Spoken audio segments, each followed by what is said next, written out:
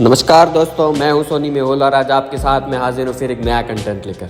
आज हम इस वीडियो में बात करने वाले हैं महाभारत के सबसे प्रसिद्ध पात्र में से एक द्रौपदी के बारे में। आज मैं इस वीडियो में आपको द्रौपदी के बारे में पूरी हिस्ट्री बताऊंगा, तो बने रही मेरे साथ एंड तक इस वीडियो में। द्रौपदी महाभारत के सबसे प्रसिद्ध पात्रों में से एक है। इस महाकाव्य के अनुसार द्रौपदी पांचाल देश के राजा द्रुपद की पुत्री है, जो बाद में पांचों पांडवों की पत्नी बनी। और द्रौपदी पंच कन्याओं में से एक है, जिन्हें चीर कुमारी कहा जाता है। ये कृष्णा, यज्ञसेनी, महाभारती, शैरेंद्री आदि नामों से वो विख्यात है। द्रौपदी का विवाह पांचों पांडव भाइयों के साथ हुआ था। पांडवों द्वारा इनसे जन्मे 5 पुत्र प्रतिविंध्य, सुतसोम, श्रुतकीर्ति, शतानिक और श्रुतकर्मा उप पांडव नाम से विख्यात थे। प्राचीन भारत के महाकाव्य महाभारत के अनुसार द्रौपदी का जन्म महाराज द्रुपद के यहाँ यज्ञ कुंड से हुआ था।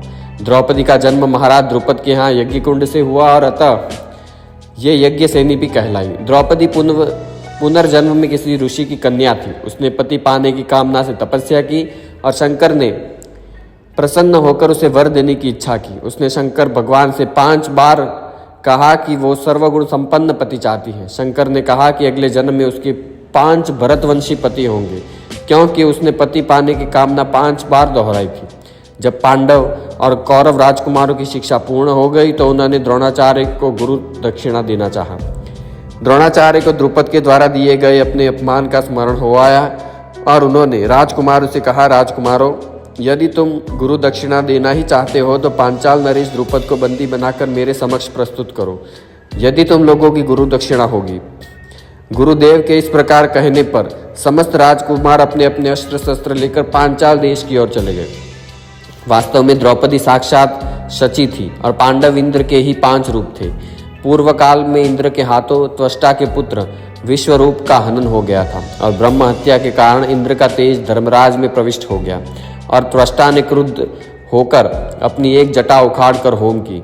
फलतः होम कुंड से वृत का अभिभार्व हुआ। उसे अपने वध के लिए उद्यत देख इंद्र ने सप्त स्त्रियों से प्रार्थना की। उन्होंने कुछ शर्तों पर उन दानों का समझौता करवा दिया। इंद्र ने शर्त का उल्लंघन कर वृत को मार डाला और अतः इंद्र के शरीर से निकलकर बल ने वायु में प्रवेश किया। इंद्र ने गौतम का रूप धारण कर अहिल्या के सतीत्व का नाश किया और उसका रूप उसे छोड़ अश्विनी कुमारों में समा गया।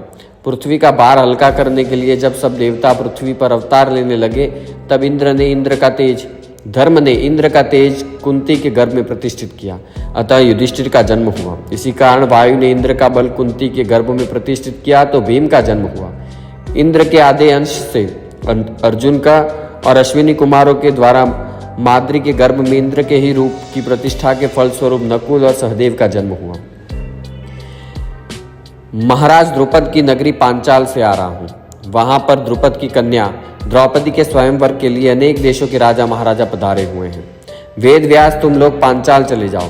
वहां द्रुपद कन्या पांचाली का स्वयंवर होने जा रहा है। वो कन्या तुम लोगों के सर्वथा योग्य है। शिवजी ने उसे अगले जन्म में 5 उत्तम पति प्राप्त होने का वरदान दिया है। वो देवी स्वरूपा बालिका सब भांति से तुम लोगों के योग्य ही है। तुम लोग वहां जाकर उसे प्राप्त करो। स्वयंवर सभा में अनेक देशों के राजा महाराजा और राजकुमार पधारे हुए थे। कुछ ही देर में राजकुमारी द्रौपदी हाथ में वरमाला लिए अपने भाई धृष्टद्युम्न के साथ उस सभा में पहुंची। धृष्टद्युम्न ने सभा को संबोधित करते हुए कहा, विभिन्न देश से पधारे राजा महाराजा और अन्य गणमान्य जनों से मेरी बहन द्रौपदी का विवाह हुआ है। एक के बाद एक सभी राजा महाराजा एवं राजकुमारों ने एक ऊपर घूमती हुई मछली की आंख उसके प्रतिबिंब को नीचे जल में देखकर निशाना साधने का प्रयास किया, किंतु सफलता हाथ न लगी और वे कांतिहीन होकर अपने स्थान में लौट गए।